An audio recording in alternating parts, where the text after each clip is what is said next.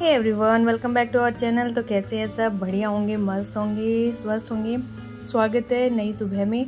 तो आज जैसे सुबह उठे तो दिल एकदम से खुश हो गया कि चलो फाइनली आज तो गर्मी से छुटकारा मिलेगा, क्योंकि मौसम इतना अच्छा हो रहा था और ऊपर से हो रही थी हल्की हल्की बारिश। फिर लग रहा था कि ज़ोर से भी होगी अगर हल्की स्टार्ट हुई है तो। और हवा इतनी ठंडी चल रही थी कि मन कर रहा था बस बालकनी में बैठ जाओ या बाहर घूमने निकल जाओ। लेकिन जिम्मेदारियों का बोझ हमें थोड़ी ना कहीं जाने देते हैं। और यहाँ पे पौधे भी बेचैन हो रहे हैं कि कब बारिश आए और कब हमें ठंडक मिले, हमारे पत्ते धुलें और हम सांस ले ठंडी हवा में। तो बारिश का थोड़ा सा नज़ारा लिया, उसके बाद आ गए किचन में। यहाँ पे सबसे पहले बनाई चाय, और चाय बनाने के बाद बढ़ते हैं सब्ज़ी बनाने की तरफ। तो यहाँ पे पम्पकिन की सब्ज़ी बना रही हूँ मैं, और ये मैं गाँव से ही लेके आई थी। तो पहले मैंने काटा तो मुझे लग रहा था पता नहीं सही निकलेगा कि नहीं निकलेगा, क्योंकि पूरा बड़ा था ये। और बेल तो अब हटा दी, इसको तो तोड़ के बहुत पहले रख लिया था। और पम्पकिन को अगर तोड़ के भी रख लो ना तो वो ख़राब होता नहीं है। तो यहाँ पे ये बिल्कुल ना पीला निकला अंदर से और बढ़िया था। और जो पीला होता है ना कद्दू, वो बहुत जल्दी पक जाता है। फिर मैंने इसका छिलका भी उतार दिया था कि पता नहीं गलेगा कि नहीं गलेगा, लेकिन ये इतने जल्दी गल गया था। हरे वाले पम्पकिन से तो कहीं जल्दी गल गया था। फिर यहाँ पे मेरे पास थी कच्ची कैरी, और ये हम लोग तोड़ के नहीं लाए, मतलब सॉरी खरीद के नहीं लाए थे, तोड़ के लाए थे। हमारी जो गली है उसके अंदर पेड़ था, तो एक तो हमने वहाँ से तोड़ी थी, दो हमने हमारे किसी दोस्त के घर में पेड़ था उससे मांगी थी। और इसकी भी बहुत अच्छी स्टोरी थी जो मैं कैप्चर नहीं कर पाई वीडियो में। अदरवाइज़ अगर मैं कैप्चर करती तो आपका भी हंस के पेट दर्द हो जाता। हमारा तो हो गया था एक्चुअली में, क्योंकि इसकी स्टोरी इतनी इंटरेस्टिंग सी थी। तो यहाँ पे मम्मी ने कूट दिया है मिर्ची और लहसुन इसके लिए। पम्पकिन के लिए प्याज तो मैं हमेशा डालती नहीं हूँ कभी भी। तो फिर यहाँ पे 3 कैरियाँ थी। सब्जी में तो मैं इतना नहीं डालूँगी क्योंकि खट्टी थी और इतना खट्टा अच्छा नहीं लगता सब्जी में। कद्दू का ना अपना कोई टेस्ट नहीं होता है, उसमें हम बस कैरी और मीठा डाल के, मतलब चीनी या गुड़ डाल के उसका स्वाद बनाते हैं।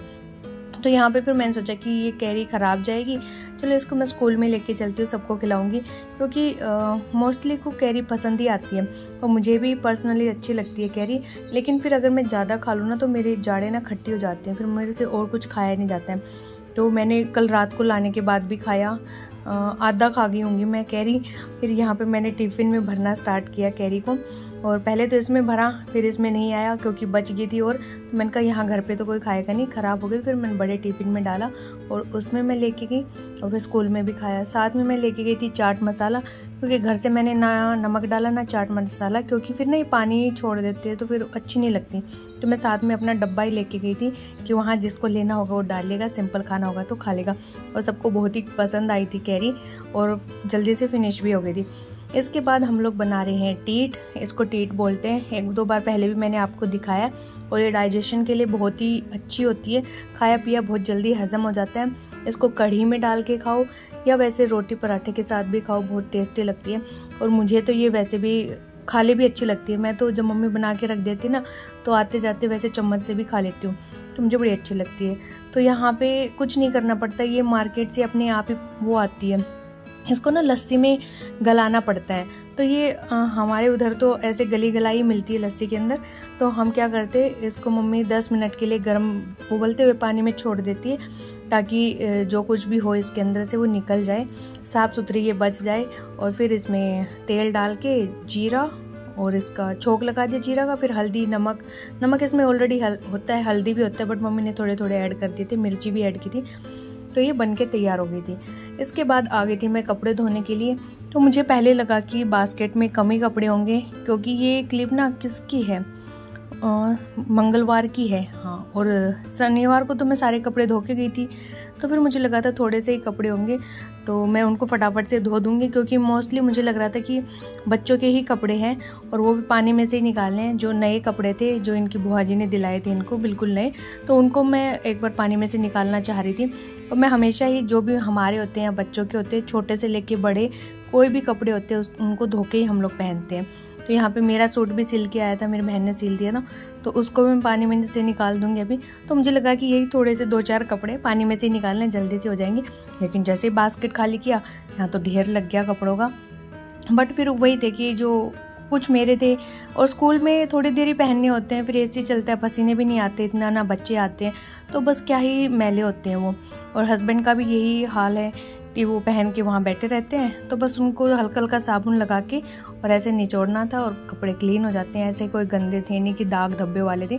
यहाँ पे फटाफट मैंने स्टार्ट कर दिए सारे कपड़े धोने, और मौसम ऐसा हो रहा था, मुझे लग रहा था कभी जोर की बारिश ना आ जाए तो फिर कपड़े हमारे सूखेंगे कहाँ पे, क्योंकि मेरे पास यहाँ बालकनी में ही है स्पेस सुखाने का। ऊपर में रूफ़ वाली जो होती है बिल्गनी बोलते हैं हम, तो वो लेके आना चाह रही हूँ। उससे ना फिर बारिश में दिक्कत नहीं होती है, क्योंकि स्टैंड तो फिर कंजस्टेड सा हो जाता है पूरा, कहाँ ही रखेंगे स्टैंड को अंदर, और बाहर भी फिर मुझे बड़ा ही कंजस्टेड सा लगता है, क्योंकि बालकनी में मशीन है, फिर वॉशिंग मशीन है, और फिर मैंने 2 चेयरें और रख दी क्योंकि अंदर सोफ़े आ गए। तो वो 2 चेयरें पहले जिस कॉर्नर में थी तो वहाँ से उठा के अब मैंने बाहर रख दी, क्योंकि पहले ही फिर भरा भरा दिख गया, और मुझे भरा भरा घर बिल्कुल अच्छा नहीं लगता। मुझे सिर्फ सिलेक्टेड चीज़ें होनी चाहिए घर में, वही अच्छा लगता है। इसलिए मेरा घर आपको कभी लदा हुआ भी नहीं दिखेगा कि बहुत सारी चीज़ों से मैंने इसको लाद दिया। और किचन का तो बस सब्जी भी बन गई थी, मटर वो छोंक दिए थे मम्मी ने टीट, और आटा भी लगा दिया था मैंने।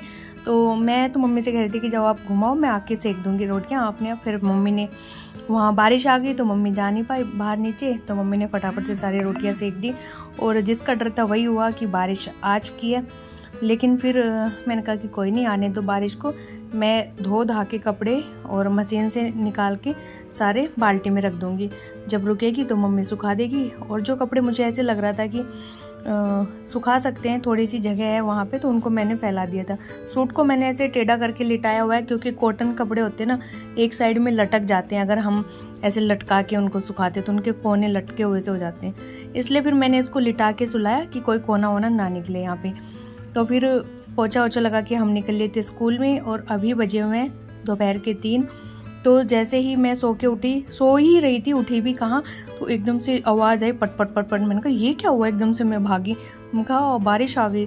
और इतनी ज़ोर से बारिश आई कि सेकंडों के अंदर ही पानी पानी हो गया चारों तरफ, एकदम से आई है बारिश। फिर मुझे क्या देर थी, मैंने भी अपने सारे पौधे लगा दिए रेलिंग के पास में कि सब हवा पानी खाओ अच्छे से। और बारिश आते ही तो पौधे ऐसे खिलखिला जाते हैं, और बादल ऐसे जा रहे थे आसमान में जैसे कि मसूरी मनाली में जाते हैं। और मौसम इतना ठंडा हो गया, इतनी ठंडी हवाएं आ रही थी। फिर सोचा कि चाय बना लेते हैं, क्योंकि चाय का और बारिश का तो एक अलग ही रिश्ता है। तो हमने यहाँ पे बना दी चाय।